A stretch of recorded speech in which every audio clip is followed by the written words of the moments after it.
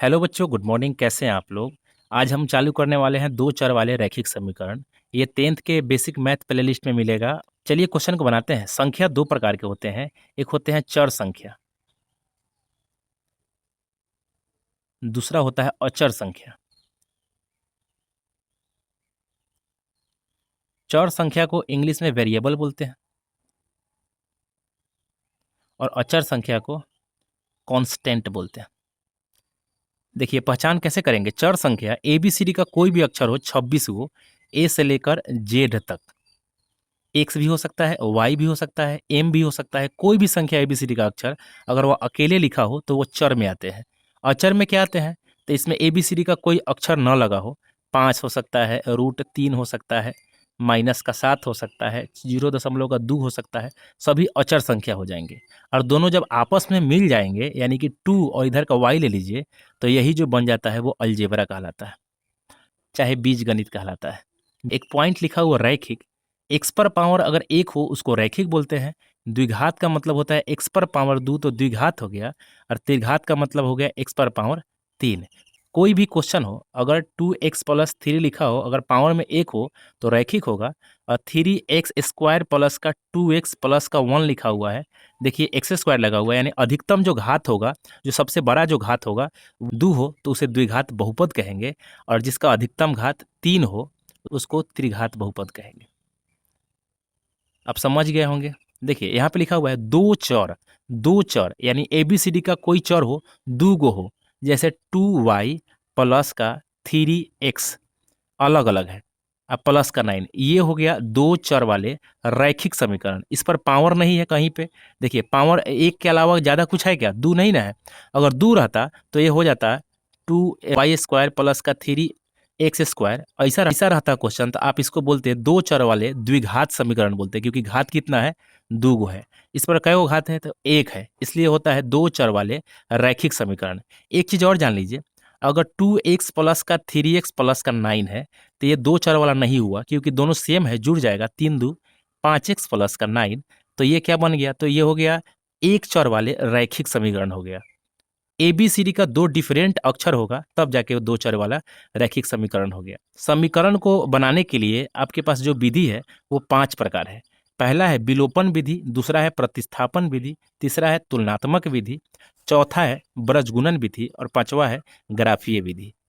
विलोपन विधि को इंग्लिश में एलिमिनेशन मेथड कहते हैं, प्रतिस्थापन विधि को सब्स्टिट्यूशन मेथड कहते हैं, तुलनात्मक विधि को कंपैरेटिव मेथड कहते हैं, ब्रजगुणन को क्रॉस मल्टीप्लिकेशन मेथड कहते हैं, और ग्राफीय विधि को ग्राफिकल मेथड कहते हैं। चलिए पहले चालू करते हैं। 1 नंबर में दिया हुआ है विलोपन विधि क्या है। विलोपन विधि से एक समीकरण को हम लोग लगाते हैं।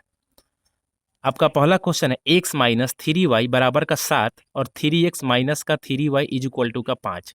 यहाँ देखिए ये 3 और 3 यानी x का मान चाहे y का मान दोनों आपस में नीचे ऊपर बराबर होना चाहिए। अगर बराबर नहीं हो तो बराबर कर लेंगे। मान लीजिए यहाँ क्वेश्चन है 2x प्लस का 5y, 3x प्लस का 9y इज इक्वल टू का 8 दे दिया, 5 दे दिया। देखिए न तो x आपस में बराबर है और न तो y बराबर है। तो बराबर करने के लिए आपको क्या करना होगा? समीकरण 1 मानते समीकरण 2 मानते हैं, आपको क्या करना होता है कि इसका मान उसमें गुना कर दीजिए 3, और इसका मान इसमें कर दीजिए। आप y के भी साथ कर सकते हैं। यहाँ देखिए 3 दूना का 6 गुना होगा तो 6x आ जाएगा, और फिर 3 दूना का 6, 6x आ गया। माने आपको x और y का मान को बराबर करना होगा, तब जाके क्वेश्चन को लगाना होगा। लेकिन इसमें जो पहले से दिया हुआ है बराबर में, तो इसको हम ऐसा नहीं करेंगे। इसको बनाते हैं। यहाँ पे पहले आपको हल लिखना होगा। x माइनस का 3y इज इक्वल टू का 7 दिया हुआ है, इसको समीकरण 1 मानेंगे।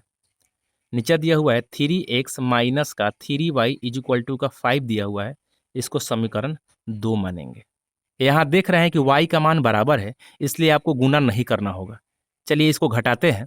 समीकरण समीकरण 1 को 2 से घटाने पर, समीकरण 1 को 2 से घटाने पर हम पाते हैं समीकरण 1 ऊपर लिखिए x माइनस का 3y इज इक्वल टू का 7, नीचे लिख दीजिए 3x माइनस का 3y इज इक्वल टू का 5। तो घटाना है, तो घटाने में क्या आपको पढ़ाए हुए हैं पहले बेसिक क्लास में, ये प्लस में है तो माइनस में हो गया, ये माइनस में है तो प्लस में हो गया, ये प्लस में है तो माइनस में हो गया। यहाँ देखिए ये प्लस में है, ये माइनस में है, तो 3x में से एक एक्स चला गया, माइनस का 2x हो गया। माइनस का क्यों हुआ? क्योंकि माइनस वाला संख्या ज़्यादा है। यहाँ देखिए ये माइनस प्लस दोनों सेम है, दोनों तो यहीं पे कट गया, बच गया आपके पास 7 में से 5 गया तो 2 बराबर का 2। अब इसको बना लीजिए एक्स इज इक्वल टू, अब माइनस यहाँ छोड़ सकते हैं, चाहे माइनस भी ले सकते हैं। 2 का 2 इधर गुना में था, इधर आके भाग में हो गया, 2 इकाई का 2, वैल्यू आ गया एक्स बराबर का माइनस का 1। एक्स का वैल्यू आ चुका है, यही एक्स का वैल्यू वाई में रख दीजिएगा तो क्वेश्चन बन जाएगा।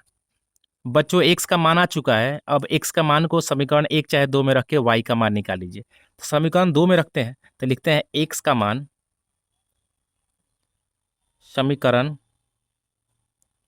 2 में रखने पर,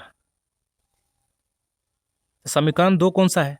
तो है 3x माइनस का 3y इज इक्वल टू का 5।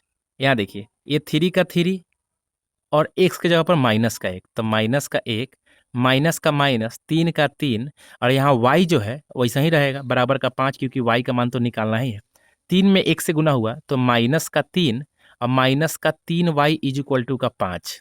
यहाँ देखिए माइनस का 3y इज इक्वल टू का 5, ये माइनस में था उधर जाके प्लस में हो जाएगा तो 3, तो माइनस का 3y इज इक्वल टू 5 3 का 8 आ गया। अब यहाँ देखिए y माइनस में हो गया इज इक्वल टू, ये जो गुना में इधर जाके भाग में हो जाएगा तो 8 बटा का 3 जो कि माइनस में आ गया। आप इसको ऐसे भी लिख सकते हैं y is equal to minus का 8 बट्टा का 3। देखिए x और y का मान आ गया तो आप ऐसे लिख दीजिए x इज इक्वल टू का माइनस का 1 और y is equal to minus 8 बटा का 3 और घेर दीजिए।